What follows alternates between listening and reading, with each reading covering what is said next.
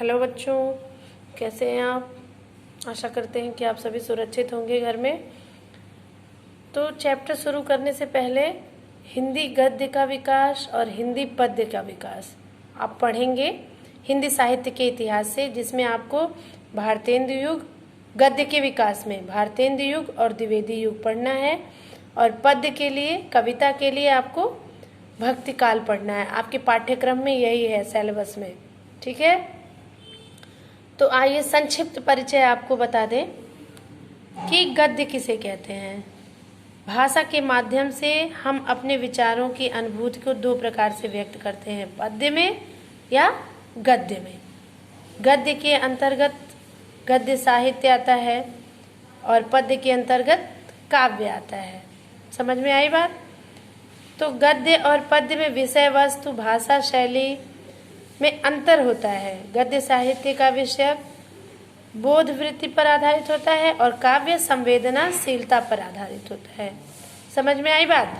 मतलब गद्य में आपके नाटक, कहानी, निबंध, आत्मकथा, जीवनी, ठीक है, ये सारी विधा, ये सारे प्रकार हैं गद्य के। और पद्य में कविता लिखते हैं आप, कविता रहता है सारा काव्य का, चाहे वो दोहा हो, छंद हो, चौपाई हो, या फिर कविता हो किसी विषय वस्तु को लेकर। ठीक है, तो ये सारी चीजें काव्य के अंतर्गत आती है और गद्य के अंतर्गत नाटक, कहानी, निबंध, आत्मकथा, जीवनी वगैरह आती है। ठीक है, गद्य का प्रथम विकास सामान्य बोलचाल की भाषा के रूप में होता है। इतिहास, दर्शन तथा विभिन्न ज्ञान विज्ञान की अभिव्यक्ति के माध्यम के रूप में जिस भाषा का प्रयोग होता है उसे गद्य का मध्यम स्थिति माना जाता है। ठीक है, देखिए यहाँ दिया है इतिहास, जीवनी, यात्रा, ये निबंध, नाटक, गद्य गीत, ये सारे क्या हैं, गद्य के अंतर्गत आएंगे। ठीक है, तो आइए चलिए बता दें हम आपको। हिंदी साहित्य के इतिहास को 4 भागों में बांटा गया है। ठीक है, हिंदी साहित्य के इतिहास को 4 भागों में बांटा गया है। पूर्व भारतेंदु युग, भारतेंदु युग, द्विवेदी युग, शुक्ल युग, शुक्लोत्तर युग। ठीक है, ये 5 है। पूर्व भारतेंदु युग मतलब भारतेंदु युग के पहले का युग, भारतेंदु युग के पहले का युग, जो कब से है, 13वीं सदी से 1868 ईस्वी तक।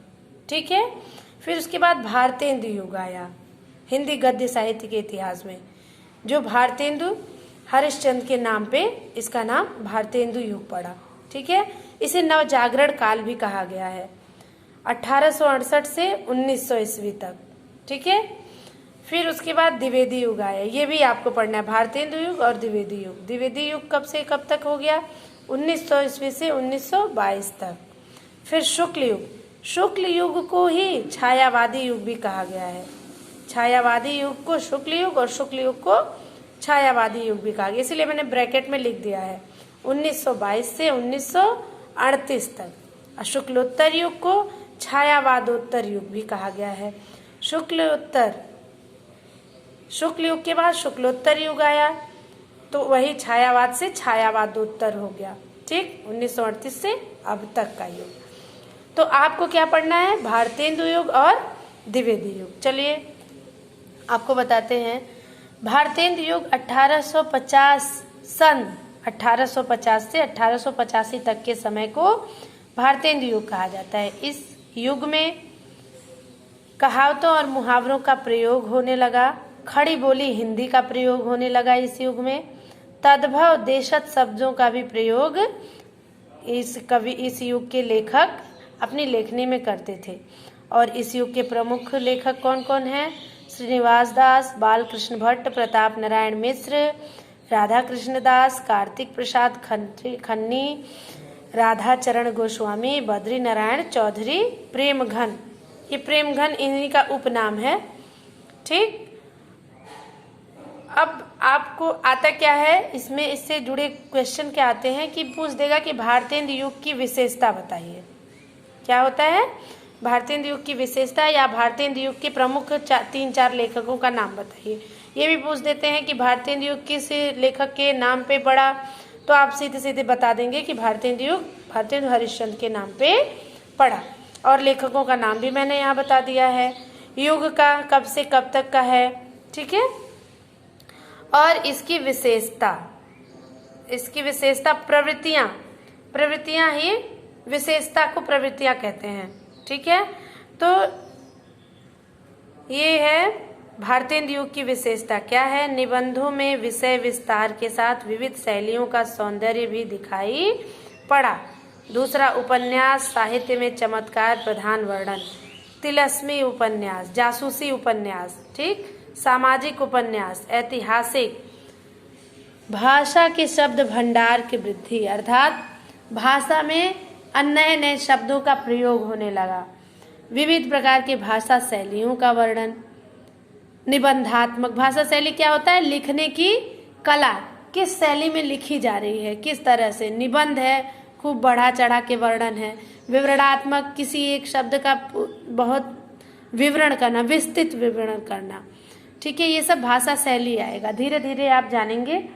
और हिंदी की मौलिक कहानी लिखी जाने लगी। हिंदी भाषा में महत्वपूर्ण कहानियों का रचना होने लगा इस युग में, भारतेंदु युग में। तो ये आपकी भारतेंदु युग की विशेषता है। भारतेंदु युग कब से कब तक है और हिंदी गद्य साहित्य के इतिहास को कितने भागों में बांटा गया, ये है। ठीक है, और ये सारे लेखकों का नाम है। तो ये आप अपना नोट बनाएंगे और उसमें लिखेंगे, ठीक ना। और ये द्विवेदी युग है। भारतेंदु युग के बाद द्विवेदी युग का निर्माण हुआ। आचार्य महावीर प्रसाद द्विवेदी जी के नाम पर द्विवेदी युग का नाम पड़ा। इस युग में सरस्वती नामक पत्रिका का प्रकाशन हुआ। किसने किया? महावीर प्रसाद द्विवेदी जी ने इसका संपादन कार्य किया। और इस युग के जो कवि हैं वो हैं प्रेमचंद्र, जयशंकर प्रसाद, बाल मुकुंद गुप्त, पद्म सिंह शर्मा, श्याम सुंदर दास और रामचंद्र शुक्ल जी द्विवेदी युग के लेखक हैं। ठीक, तो ये चीज भी आप लिख लेंगे, इसका पिक हम भेज दे रहे हैं, ये आप लिख लेंगे। ये हिंदी गद्य की प्रमुख विधाएं हैं, मतलब प्रकार हैं। क्या क्या? निबंध, कहानी, जीवनी, आत्मकथा, रेखाचित्र, गद्य साहित्य, डायरी, साक्षात्कार, संस्मरण, यात्रा साहित्य, रिपोर्टाज और नाटक। ठीक है, इतना समझ में आ गया। ये हिंदी गद्य साहित्य का इतिहास था। हिंदी गद्य साहित्य के इतिहास में आप भारतेंदु युग और द्विवेदी युग पढ़ेंगे। अब आ गई बात पद्य साहित्य के इतिहास की। पद्य साहित्य के इतिहास को भी 4 भागों में बांटा गया। आदिकाल, इसी को वीरगाथा काल भी कहते हैं। पूर्व मध्यकाल, इसी को भक्ति काल कहते हैं, और यही भक्ति काल आपको पढ़ना है। आपके सिलेबस में भक्ति काल सिर्फ है। उत्तर मध्यकाल, इसी को रीतिकाल कहा गया है। और अब इस चौथा जो है वो आधुनिक काल है। ठीक है, यहाँ कब से कब तक के काल को क्या कहा गया है ये लिखा हुआ है, ये भी आप पढ़ लेंगे, लिख लेंगे कॉपी में। भक्ति काल में काव्य को 2 भागों में बांटा गया। काव्य में समझते हैं ना, कविता, तो वही काव्य गद्य पद्य साहित्य का इतिहास है ये। तो पद्य को 2 भागों में बांटा गया। कब? भक्ति काल में। निर्गुण शाखा और सगुण शाखा। निर्गुण में कौन कौन? 2 शाखा हो गया। निर्गुण में 2 भाग हो गए और सगुण में भी 2 भाग हो गए। तो निर्गुण में 2 भाग हो गए, एक ज्ञानाश्रयी शाखा नाम दिया गया और दूसरा प्रेमाश्रयी शाखा। ज्ञानाश्रयी शाखा के ये कवि हैं कबीर दास, रैदास, नानक, दादू और मलू। प्रेमाश्रयी शाखा के ये कवि हैं मलिक मोहम्मद जायसी, कुतुबन, मंझन, नूर मोहम्मद और उस्मान। ठीक है, ये हो गया निर्गुण के 2 शाखा, ज्ञानाश्रयी और प्रेमाश्रयी। ज्ञानाश्रयी के ये लोग हैं और प्रेमाश्रयी के ये लोग हैं, उस्मान तक। अब यहाँ आ जाइए सगुण शाखा, रामाश्रयी और कृष्णाश्रयी। 2 भागों में ये भी सगुण भी विभाजित हो गया। रामाश्रयी शाखा के कवि हैं तुलसीदास, रामानंद, नाभादास और अग्रदास। ये लोग कवि हैं रामाश्रयी शाखा के। राम जी के वो गुणों का वर्णन किए हैं इन लोग। और कृष्णाश्रयी में कृष्ण जी के गुणों का वर्णन हुआ है। तो इसके कवि हैं सूरदास, रसखान, नंददास। ठीक है, अष्टछाप कवि हैं ये लोग। अष्टछाप कवि जो हैं वो ये जो हैं कृष्णाश्रयी शाखा के कवि हैं। ठीक है, तो ये सगुण के ये लोग हो गए। और निर्गुण के, निर्गुण मीन्स होता है निराकार ब्रह्म, जिसका कोई आकार नहीं होता है, सिर्फ महसूस किया जाता है। और सगुण मीन्स जिसका आकार हो। समझ में आई बात ना। राम और कृष्ण की जीवन लीला आप देखे हैं, सुने हैं, अभी तक देखते आ रहे हैं। धर्म के प्रतीक हैं ये लोग, तो इन लोग का वर्णन ये लोग किए हैं।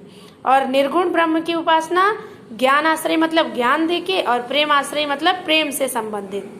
ठीक है, तो ये इन चीजों का भी वर्णन आप अपनी कॉपी में कर लेंगे, ऐसे ही डायग्राम बना के लिख लेंगे। अब भक्ति काल की विशेषता क्या है? ईश्वर में सहज विश्वास, नाम स्मरण की महत्ता। मतलब ईश्वर में पूर्णता विश्वास होता था, सरलता से लोग विश्वास करने लगे थे भक्ति काल में। और नाम स्मरण की महत्ता और भगवान का नाम लेने का महत्वपूर्ण योगदान था। गुरु की महत्ता, लोग गुरु को भी महत्व देते थे, जाति पात का विरोध करते थे, बाह्य आडंबर को नहीं मानते थे, लोक मंगल की भावना सबके मन में होती थी, परोपकार की बात करते थे। ब्रज, अवधि और शतुक्कड़ी भाषा का प्रयोग है। श्रृंगार, वीर तथा शांत रस का प्रधान है। भक्ति काल को हिंदी साहित्य का स्वर्ण युग कहा गया है। इस काल में कवियों ने अपने संदेश बड़ी स्पष्टता तथा निर्भीकता के साथ जनता के समक्ष प्रस्तुत किया है। ये जो नोट है, इस नोट का पिक भी मैं आपको सेंड कर दूंगी, और अच्छे से हिंदी गद्य साहित्य का इतिहास और हिंदी पद्य साहित्य का इतिहास जो आपको पढ़ना है, ये टॉपिक आप अपनी कॉपी में बढ़िया से ये पूरा नोट कर लीजिएगा। और जो नहीं समझ में आएगा फिर SMS के माध्यम से कॉल करके हमसे पूछ लीजिएगा। ठीक है, आज के लिए इतना ही।